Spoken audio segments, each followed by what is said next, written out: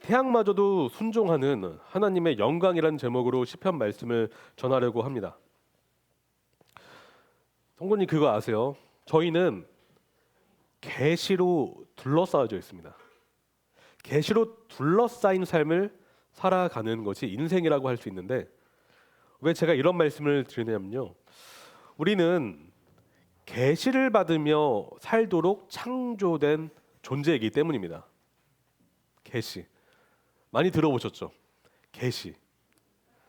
성경에도 요한 계시록 있잖아요. 그런데 계시라는 것 자체에는 이런 의미가 내포되어 있습니다. 뭔가 숨겨져 있던 것이 드러나는 것, 그것이 이제 계시의 뜻 안에 있는데, 계시는 열어서 보인다는 것이죠. 열어서 보인다는 것입니다. 무엇을 열어서 보이고 나타내는 것일까요? 하나님의 존재와 하나님의 뜻을 열어서 보이는 것입니다. 다시 말해 하나님과 하나님의 진리를 열어서 보이는 것이 바로 계시라고 할 수 있습니다. 계시. 인간은 스스로 볼 수가 없습니다. 인간은 스스로 들을 수 없습니다. 인간은 스스로 깨달을 수 없고, 인간은 스스로 구원에 이를 수가 없습니다. 다시 말해 하나님이 보여주셔야 되고, 하나님이 들려주셔야 되며, 하나님이 깨닫게 해주셔야 되고, 하나님이 구원에 이르는 은혜를 베풀어 주셔야 됩니다. 다시 말해 계시는 은혜의 영역이라는 것이죠. 그러므로 계시는, 전 이렇게 말씀드리고 싶습니다. 신적 활동이 바로 계시이다. 즉 하나님께서 하나님 자신의 존재와 자신의 뜻과 계획을 알리고 선포하는 행위가 바로 계시라는 것입니다. 그런데 오늘날 계시를 받았다라고 주장하는 사람들이 있습니다. 네, 있어요. 그런데 계시를 받았다라는 것은 굉장히 위험한 말입니다. 왜냐하면 신적인 뜻이 임했다라는 뜻이기 때문입니다. 여러분, 오늘날의 계시는 무엇일까요? 신적 계시. 신적 계시는 말씀으로 그 계시는 끝나버렸습니다. 그러니까 오늘날 계시란 단어를 굉장히 신중하게 사용을 해야 된다는 것이죠. 그래서 하나님이 무엇을 들려주셨다, 알려주셨다라는 것도 굉장히 신중하고 조심스럽게 사용해야 되는 것입니다. 왜냐하면 자칫 잘못하면 신적 권위와 계시가 나에게 임했다라는 표현과 동일한 표현이기 때문에 그렇습니다. 하지만 하나님은 오늘날 우리의 마음을 주장하시고 우리 마음에 소원을 주시며 우리를 이끄시는 하나님이신 줄 믿습니다. 그럼에도 불구하고 계시는 다르다라는 것을 여러분 잘 알고 계셔야 될 것 같아요. 인간은 피조물이기 때문에 하나님의 도우심 없이는 신적인 뜻을 받아들일 수가 없습니다. 다시 말해 우리가 성령 하나님의 도우심을 통해서 하나님 말씀으로 깨달을 수가 있는 것인데요. 다시 말해 계시 없이는 하나님의 존재를 알 수 없을 뿐만 아니라 계시 없이는 그분과 뜻과 계획을 알 수가 없다라는 것입니다. 성도님, 제가 예전에 한번 말씀드린 적이 있습니다. 계시는 두 가지로 나뉘어지는데요. 첫째는 일반 계시가 있고요. 보통 우리가 자연 계시라고도 하는데 일반 계시가 있고, 둘째는 특별 계시가 있습니다. 계시를 두 가지로 좀 이해하시면 좋을 것 같은데요. 일반 계시, 자연 계시. 이 일반 계시의 특징은 하나님의 존재를 하나님은 모든 사람에게 보편적으로 알려주시는데, 알려주시는 그 수단은 자연, 역사, 우리 인간의 양심을 통해서 하나님은 자신을 드러내십니다. 그러니까 이 계시는 믿는 자에게만 허락되는 것입니까? 아니면 믿지 않는 자에게도 허락되는 것입니까? 이 말은 일반 계시가 보편적으로 임하기 때문에 누구도 하나님의 존재를 모른다라고 핑계할 수 없다라는 뜻이기도 합니다. 그래서 로마서에서 바울은 이 원리를 이야기함으로 인해서 하나님의 알만한 것이 그들에게 보임에도 불구하고 하나님의 뜻을 따르지 아니하고, 심지어는 여자가 여자를, 남자가 남자를 범하는 그러한 성적으로 굉장히 악한 죄를 저지르는 그러한 것들을 이야기하면서 핑계할 수 없다라는 이야기를 하고 있습니다. 왜냐하면 하나님은 보편적으로 만물을 통해서, 역사를 통해서, 인간 양심을 통해서 드러내시기 때문입니다. 둘째는 특별 계시인데요. 하나님은 구체적인 자신의 계획과 뜻, 특별히 구원 계획을 드러내시는데 바로 말씀을 통해서, 복음을 통해서 드러내십니다. 다시 말해 성도님, 일반 계시로는 구원받을 수 있을까요, 없을까요? 자연을 통해서 구원받을 수 있을까요, 없을까요? 자연을 통해서 깨달았습니다. 하나님 살아계시다. 그렇게는 구원받을 수가 없습니다. 양심을 통해서 구원받을 수 있을까요, 없을까요? 없습니다. 없습니다. 없습니다. 오직 특별 계시, 하나님의 말씀, 하나님의 십자가 복음을 통해서만 죄를 회개할 수 있고 하나님의 구원의 선물을 받을 수가 있습니다. 그 능력은 오직 특별 계시에만 있다는 것이죠. 그런데 일반 계시는 이런 특징을 가지고 있어요. 특별 계시로 이끄는 몽학 성생 같은 그런 역할을 하는데요. 그래서 하나님이 살아 계신 것 같다. 자연을 통해서 보니까 뭔가 이것은, 이 자연은 그냥 우연히 생길 수가 없다라는 그러한 생각을 하게 되고, 창조주가 누구이실까 궁금해지게 하면서 그렇게 창조주, 궁극적으로는 구원자 예수 그리스도로 인도하는 그런 역할을 하는 것이 일반 계시이지만 구원을 줄 수는 없다라는 것입니다. 그런데 오늘 말씀 시편 19편이 이 계시를 모두 선포하는 말씀이라고 할 수가 있습니다. 그래서 19편 1절부터 6절까지는 무슨 계시일까요? 특별, 일반, 뭘까요? 일반 계시를 말하고 있습니다. 7절부터 쭉 특별 계시에 대해서 이야기하고 있습니다. 따라서 우리가 시편 19편을 깊이 묵상하고 깊이 이해하며 이 말씀을 우리 마음에 담았을 때 계시가 풍성히 우리 삶을 지배할 수 있다라고 저는 믿습니다. 오늘은 이 일반 계시에 대해서 살펴보도록 할 것인데요. 전 두 가지 요점으로 정리를 해봤습니다.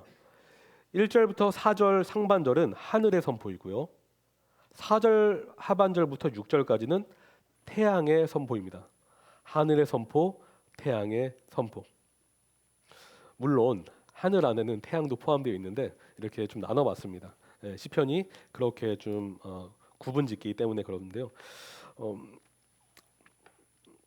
19편을 보시면 1절과 7절, 물론 다음 시간에 제가 7절부터 구체적으로 말씀드리겠지만 시편 기자 다윗은 일부러 하나님을 다른 용어로 사용하고 있습니다. 1절에서는 하나님을 뭐라고 하고 있죠? 하나님이라고 하고 있습니다. 7절은 어떤 용어를 사용하고 있습니까? 여호와라고 지금 사용하고 있어요. 그냥 그가 이런 단어를 사용하는 것이 아니라 의도가 있습니다. 제가 말씀드렸지만 하나님, 이 하나님은 어떤 의미가 있다라고 말씀드렸나요? 바로 창조주, 전능자, 절대 주권자로서의 하나님의 특징을 말하고 있는 단어가 바로 이 하나님입니다.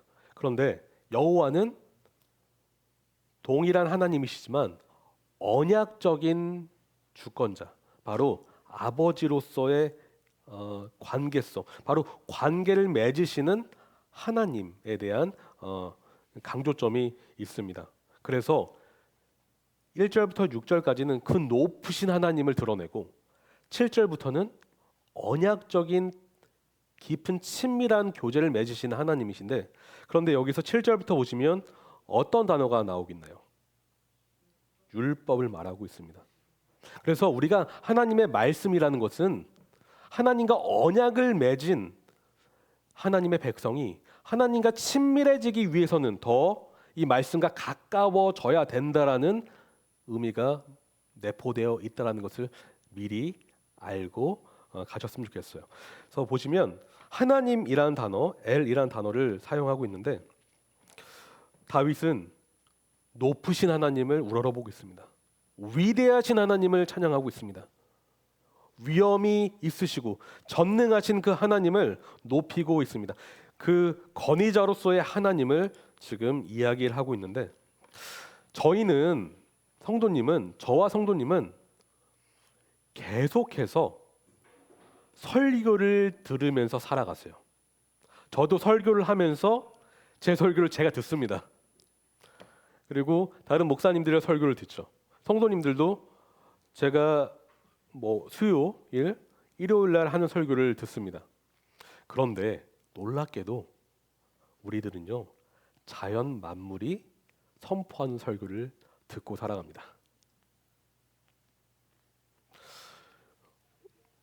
무슨 말씀입니까? 좀 어떻게 자연이 말을 합니까? 라고 하실 수 있겠지만 1절을 보시면 이렇게 말하고 있어요. 하늘이 하나님의 영광을 선포하고 궁창이 그의 손으로 하신 일을 나타내는도다. 날은 날에게 말하고 밤은 밤에게 지식을 전하니 말하고 전한다라고 이야기하고 있는데 우리는 설교를 통해서 하나님을 알아가고 설교를 통해서 하나님을 경험하며 설교를 통해 하나님께 더 가까이 갑니다. 하나님은 설교라는 수단을 통해서 하나님을 알려주시겠다라고 하셨는데 그래서 성령 하나님께서 오순절날 오시고 나서 베드로가 했던 것이 바로 설교였습니다. 그 설교를 통해서 하나님이 드러났고 하나님의 영광과 십자가 복음이 무엇인지 선포됨으로 인해서 회개가 일어났고 침례의 역사가 일어났습니다. 하나님은 설교를 통해서 자신을 드러내시는데 자연 만물이 하나님을 선포하고 있다라는 것입니다. 그런데 특별히 이 하늘이 무엇을 선포하고 있다고 하고 있나요? 지금 하나님의 영광을 선포하고 있다. 제가 어제 우리 목자 성경 공부에서 하나님의 속성을 같이 나누면서 이 영광에 대해서 같이 이야기를 했는데 여러분 영광이라는 것은 굉장히 중요하고 우리가 깊이 묵상해야 될 단어입니다. 여러분 영광이라는 것은 무겁다라는 뜻이죠. 무겁다. 우리가 어떤 사람을 이렇게 표현해 보겠습니다. 저 사람은 한없이 가벼워. 어떤 의미입니까? 한없이 가벼워. 쭉정이처럼 날아다닐 것 같아. 어떤 의미예요? 일단 말이 너무도 가볍고 했던 말을 지키지 않으며 행동과 그런 모든 것들이 일관성이 없을 때 가볍다라고 합니다. 그런데 무거운 사람은 말을 신중하게 합니다. 신중하게 생각하고 또 생각하면서 신중하게 말하고 그 행동에 있어서 절제하면서 자신의 말과 행동을 그렇게 해 나갑니다. 바로 그 사람이 무겁다라고 할 수 있죠. 그런데 하나님은 무거우신 분이십니다. 하나님은 하신 말씀을 절대적으로 지키십니다. 단 하나도 하나님은 어기시는 적이 없으십니다. 하나님은 어떤 행동을 하실 때 다 이유가 있고 의미가 있습니다. 바로 하나님의 영광을 드러내고 우리의 선을 위해서 하나님은 행동하십니다. 바로 영광, 무겁다라는 것인데 영광 또한 꽉 차 있다라는 것입니다. 꽉 차 있다. 그래서 하나님의 존재와 속성에 있어서 빈틈이 없다라고 볼 수가 있습니다. 우리가 하나님의 속성을 배웠는데 기억나십니까? 하나님은 영원하시고 하나님은 전지전능하시며 하나님은 편재하시고 하나님은 무한하시며 하나님은 불변하시다. 하나님은 거룩하시고 하나님은 자비로우시며 은혜가 넘치시고 하나님은 공의로우시고 하나님은 사랑이 넘치시다. 그런데 이 모든 속성이 어떻다고요? 하나도 빈틈이 없다는 것입니다. 바로 그 분이 하나님이십니다. 그 하나님을 지금 하늘이 선포하고 있습니다. 하늘은 그냥 우리가 바라보는 하늘을 말하는 것이 아니라 우주 전체를 이야기한다고 볼 수 있어요. 다시 말해 태양, 달, 별, 행성, 은하계, 즉 우주 전체를 지칭하는 포함하는 단어인데요. 그 만물이 하나님의 영광을 선포하고 설교하고 있습니다. 그래서 시편 148편을 보실까요? 시편 148편.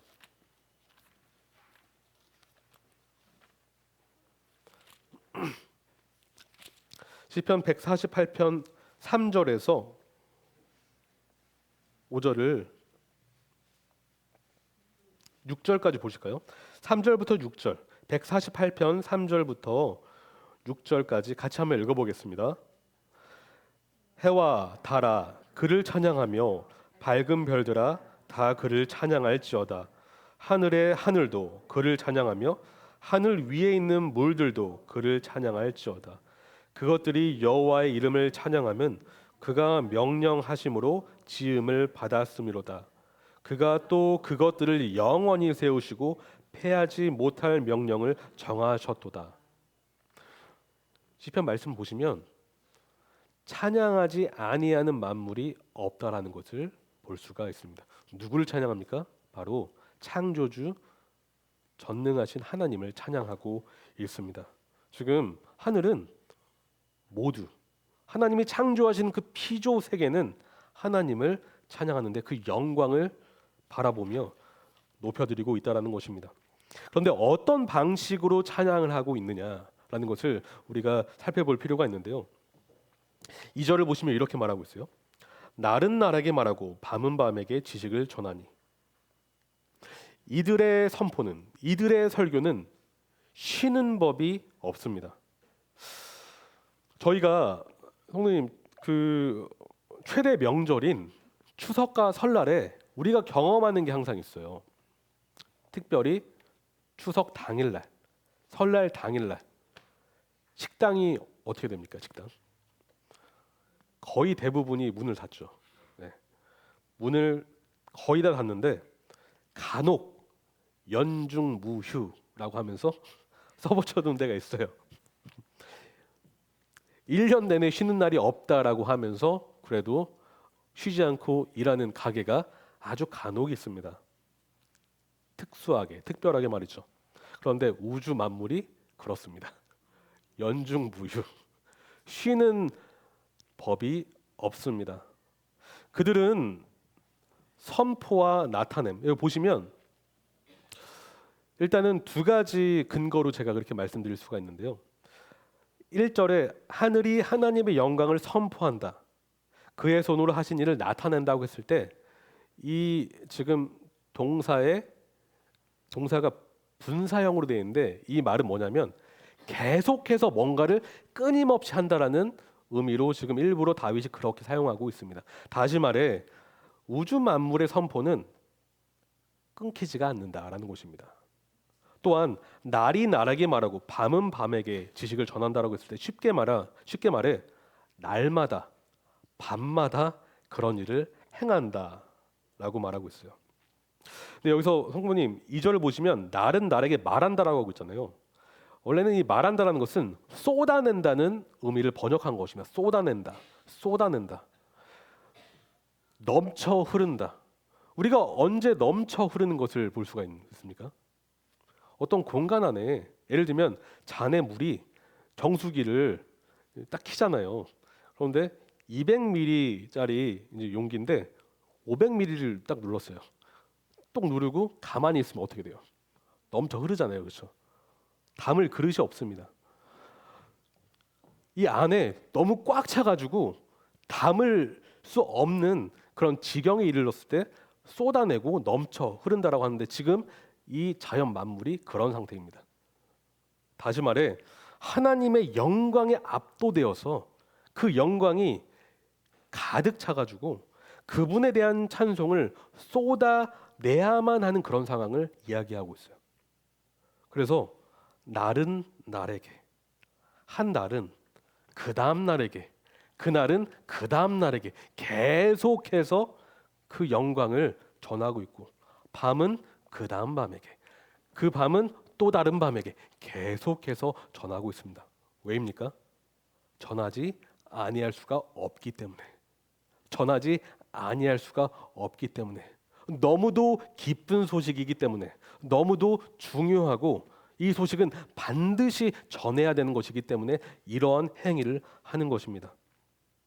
물론 그런데 우리에게는 자연의 선포는 침묵처럼 느껴질 때가 있어요. 왜냐하면 자연을 봤을 때 자연은 그냥 자연으로 남아 있는 것처럼 보이고 그냥 아름답게만 느껴지고 아무 일도 하지 않는 것처럼 때로는 생각될 때가 있기 때문입니다. 그런데 인간이 소통하는 언어가 아닐지라도 자연은 그들만의 언어로 하나님을 선포하고 있다는 것이죠. 그래서 3절을 보실까요? 같이 한번 읽어보겠습니다. 언어도 없고 말씀도 없으며 들리는 소리도 없으나. 자연은 아름답고 질서정연하게 움직이고 있습니다. 만약에 자연의 법칙이 깨진다고 생각해 보세요. 그럼 어떻게 될까요? 우리는 여름에 지금 그래도 덥긴 더워도 살 수 있을 정도로 덥잖아요. 그렇죠? 살 수 없을 정도로 더워질 수가 있고, 겨울에 추워도 살 수 있을 정도로 추운데 살 수 없을 정도로 추워질 수가 있습니다. 우리가 이렇게 살 수 있는 것, 하나님이 자연 만물을 붙잡고 계시기 때문입니다. 하나님이 하나님의 법칙으로 명령하셨기 때문에 그들이 순종하고 있기 때문에 우리가 이렇게 살아가고 있는 것입니다. 그들은 하나님을 선포하고 있습니다. 하나님의 말씀은 순종해야만 하는, 순종해야 마땅한 그분의 법도라는 것을 그들이 우리에게 본을 보여주고 있다는 것이죠. 여러분, 자연을 깊이 한번 관찰해 보십시오. 그거 아십니까? 자연은, 만물은 빠짐없이 순종하고 있어요. 근데 순종하지 않는 존재 누군지 아세요? 인간만 순종하지 않습니다. 인간만 순종하지 않아요. 하나님을 예배할 수 있는, 하나님의 형상으로 지은 바 되어서 하나님을 경배하고 예배하도록 창조된 우리만 하나님을 예배하지 않고 경배하지 않고 자기 뜻대로 살아간다라는 것입니다. 그런데 자연 만물을 보십시오. 자기 뜻대로 살아가는 법이 없습니다. 만약에 자연이 자기 뜻대로 살아간다면 우리는 살 수가 없다라니까요. 그렇죠. 하나님 뜻대로 살아가기 때문에 우리가 그래도 살 수 있는 것입니다. 4절을 보실까요? 4절 같이 한번 읽어보겠습니다. 그의 소리가 온 땅에 통하고 그의 말씀이 세상 끝까지 이르도다 했는데요. 여기서 그의 소리라는 것은 그들의 소리, 바로 자연의 소리. 근데 이 소리라는 것을 제가 한번 보니까 이 단어는 히브리어 카브라는 단어인데요. 이 단어는 측량줄이라는 의미가 있어요. 측량줄. 근데 고대 세계에서 이 카브는 건축가, 측량가가 사용하는 측량줄인데 건물을 짓거나 땅을 나눌 때 사용하는 줄입니다. 그러니까 땅을 나눌 때 측량줄을 팽팽하게 길게 늘어뜨려서 딱 당겨 기준선을 만들 때 땅에 경계가 생기죠. 측량줄로 친다라는 것은 그 땅 공간을 측량자의 소유권으로 삼겠다라는 의미도 있습니다. 그래서 욥기 38장을 보시면 잘 나타나는데 한번 보실까요? 욥기는 시편 앞에 있죠. 38장입니다. 38장 45절.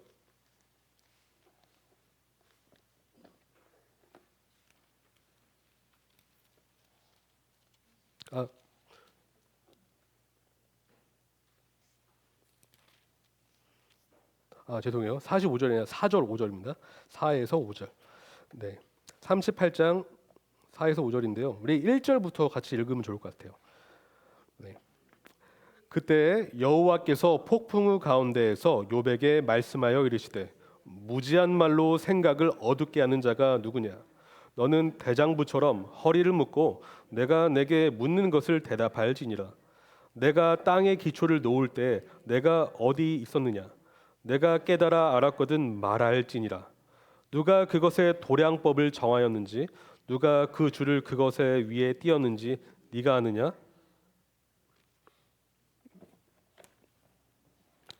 곧 하나님의 영광이 미치지 않는 곳이 없고 하나님은 여기서 이렇게 말하고 있죠. 누가 그 줄을 그것을 위에 띄었는지 내가 아느냐. 결국 모든 만물의 모든 곳의 통치권자는 하나님이시다라는 것을 우리가 알 수가 있습니다.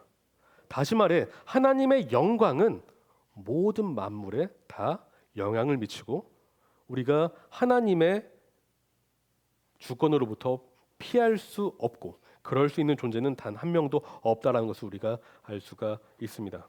두 번째 요점은 태양의 선포인데요. 태양의 선포인데요. 4절 하반절 보시면 이렇게 말하고 있어요.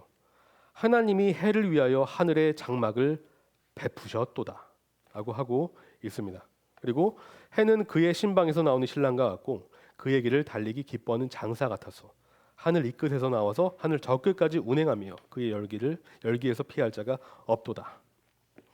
성도님, 고대 메소포타미아 문명에서 태양은 신이었습니다. 태양신이라는 단어 많이 들어보셨죠? 특히 바벨론 이 지역에 바벨론 제국은 바벨론 사람들은 태양을 샤마시라고 부르면서 태양신으로 숭배했고 경배했으며 예배했습니다. 그들의 신은 태양이었어요. 태양. 왜일까요? 당시에는 농경 문화가 발달되어 있었죠. 태양이란 존재는 생명의 근원과도 같게 여겨졌습니다. 그래서 태양의 빛과 열로 식물을 자라게 했기 때문에 그들은 태양에게 경배드리면서 제발 태양신이여 이번 농사를 잘 짓게 해주시옵소서 경배했다라는 것입니다. 태양의 존재는 그들의 삶을 유지시키고 발전하며 성장하는 그런 원동력이자 근원과도 같았습니다. 태양은 마치 그들의 지배자와 같았고 통치자와도 같았습니다. 그런데 다윗은 그 태양은 태양일 뿐이다. 태양은 피조물일 뿐이다라는 것을 이야기하고 있습니다. 보시면 4절 하반절에 하나님이 해를 위하여 하늘의 장막을 베푸셨도다. 여기서 장막이라는 것은 임시 텐트인데요. 커다란 어떠한 그런 처소가 아니라 작고 초라한 처소를 의미하는 그런 장막입니다. 그런데 고대 사회에서 태양신을 숭배했을 때 태양은 으리으리한 그런 신전에 살고 있다라고 그들이 그렇게 생각하면서 숭배를 했거든요. 궁극적으로 다윗이 말하는 것은 태양은 하나님 주권 아래 속해 있고 하나님이 만드신 그 처소에 속해 있는데 작고 볼품없는 임시 텐트에 그 거대한 태양이 속해 있다라고 말하면서 이것을 통해서 말하는 것은 결국 태양은 하나님의 종일 뿐이다라는 것을 이야기하고 있습니다. 피조물일 뿐인 것이죠. 저는 이 말씀을 통해서 교훈을 몇 가지 뽑아왔습니다. 첫째, 우리는 자연을 통해서 하나님의 영광을 바라봐야 합니다. 우리가 여행을 가잖아요. 내일 우리 노부모님들과 같이 친교 그런 여행을 떠날 것인데요. 우리는 아름다운 자연을 보고 자연을 통해서 힐링이라고 하죠. 좀 마음이 좀 치유가 되고 좀 신선하게 다시 생각을 바로잡는 그런 좋은 시간을 갖습니다. 하지만 우리는 자연 만물을 통해서 하나님의 영광을 바라볼 줄 알아야 된다는 것입니다. 자연을 통해서 자연이 선포하는 그 하나님의 위엄을 깨닫고 하나님께 영광을 돌리는 자리로 나아가야 합니다. 둘째는 자연 만물의 으뜸으로 여겨진 숭배의 대상이었던 태양마저도 하나님의 종이라는 사실을 우리가 깨닫는 가운데 모든 만물은 하나님 아래에 있다는 것을 우리는 깊이 알아가야 할 것입니다. 다시 말해 우리의 주권자는 누구이십니까? 하나님이시라는 것입니다. 우리의 권위자는 하나님이시라는 것입니다. 셋째, 자연 만물이 순종하는 하나님의 뜻을 인간만 불순종하고 있다는 사실을 다시 한번 바라보시는 가운데 나는 진정으로 하나님 뜻에 순종하고 있는지 우리 자신을 점검할 필요가 있습니다. 저는 설교를 준비하면서 말씀을 공부하면서 제가 스스로 착각이 될 때가 있어요. 제가 마치 하나님 뜻을 순종하고 있는 것처럼 착각을 할 때가 있습니다. 그런데 성도님, 말씀을 공부하는 것과 말씀을 살아내는 것은 굉장히 다릅니다. 말씀을 이해하는 것과 그 이해된 말씀을 순종해 나가는 것은 다르다는 것입니다. 물론 순종을 하기 위해서는 우리는 이해해야 되고 깨달아야 합니다. 하지만 깨닫는 것은 순종이 아닙니다. 순종의 첫 번째 단계일 뿐입니다. 여러분은 말씀을 깨닫고 계십니까? 아니면 순종하고 계십니까? 여러분은 말씀을 읽는 자리에서 머물러 계십니까? 아니면 읽고 살아내는 자리까지 나아가고 계십니까? 여러분, 자연 만물을 보십시오. 그들은 하나님의 명령에 굴복할 뿐만 아니라 명령을 따라 살아가고 있습니다. 우리는 그 혜택을 누리고 있습니다. 자연 만물이 순종하기 때문에 우리가 지금 살아가고 있습니다. 그 은혜를 누리고 있다라는 것입니다. 여러분이 순종할 때 여러분의 순종으로 말미암아 공동체가 덕을 누리게 됩니다. 여러분이 말씀에 순종할 때 가정이 살아나게 되어 있습니다. 여러분이 말씀에 순종할 때 교회가 살아나게 되어 있습니다. 여러분이 순종할 때 여러분의 직장이 달라지게 되어 있습니다. 순종이 역사를 만들어냅니다. 여러분, 십자가를 보십시오. 예수께서 지신 십자가를 보십시오. 십자가는 순종의 십자가입니다. 예수님이 그 잔이 너무도 무거운 잔이었지만 하나님의 뜻이었기에 예수님은 순복했습니다. 예수께서 순종하셨기 때문에 우리가 구원을 누릴 수가 있는 것입니다. 여러분, 기억하십시오. 깨닫는 것은 누구나 다는 아니죠. 말씀을 공부하고 연구하는 사람은 그래도 깨달을 수는 있습니다. 그럼에도 깨닫는 것은 전부가 아니라는 걸 기억하십시오.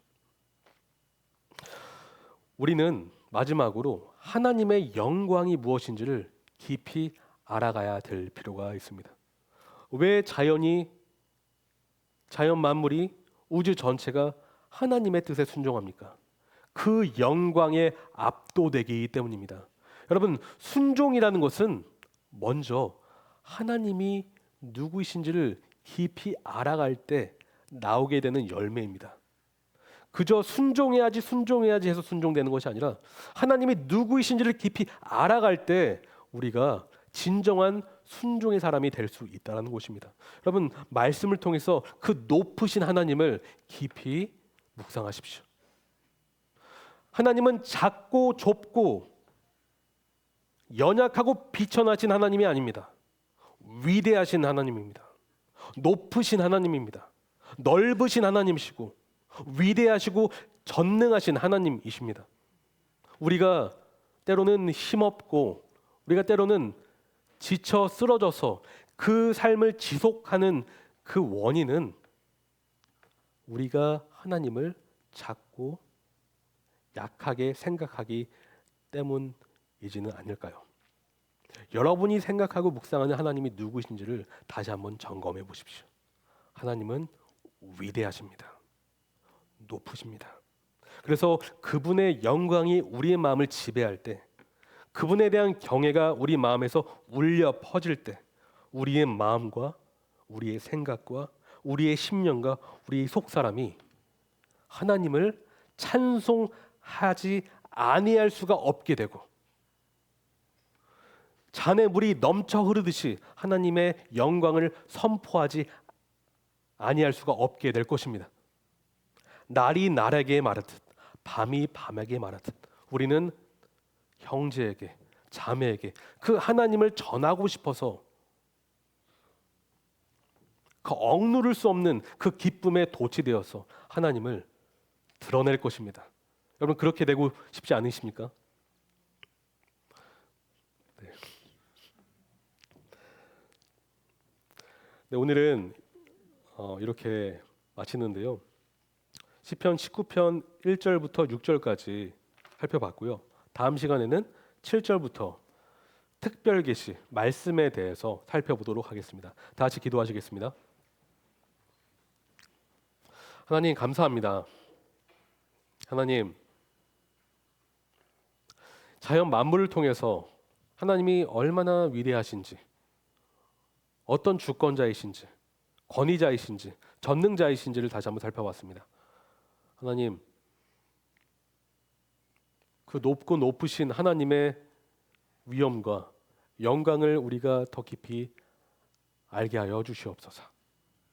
하나님, 우리 삶 속에서 수많은 일들이 일어나고 찾아오지만 그 전능자가 우리의 아버지라는 사실 때문에 기쁘고 담대하게 반응하게 인도하여 주시옵소서. 하나님, 다윗이 이런 고백을 했다라면 우리 또한 그런 고백을 할 수 있을 것으로 믿습니다.